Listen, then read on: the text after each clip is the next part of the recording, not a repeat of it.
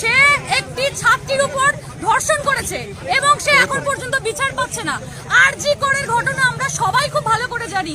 আজকে 1 বছরের বেশি হয়ে গেল মাননীয় মমতা ব্যানার্জি একজন মহিলা মুখ্যমন্ত্রী, তিনি কিনা এখানে ওখানে নৃত্য করে বেড়াচ্ছেন, কিন্তু আরজি করের আমাদের মহিলা, আমাদের মেয়ে, আমাদের সবার মেয়ে তিলোত্তমা, সে আজ পর্যন্ত বিচার পেল না। সেটা রাজ্য সরকারের কোনো হুঁশ নেই। তারা ধামা চাপা দেওয়ার জন্য রাতের অন্ধকারে সেইগুলোকে লোপাট করেছে। বিভিন্ন জায়গায় নারীদের উপর অত্যাচার করা হচ্ছে। অ্যাকচুয়ালি নারীরা সুরক্ষিত নেই। একটা মহিলা মুখ্যমন্ত্রী থাকার পরও নারীরা সুরক্ষিত নয় কেন? এর জবাব কে দেবে? এর জবাব কে দেবে?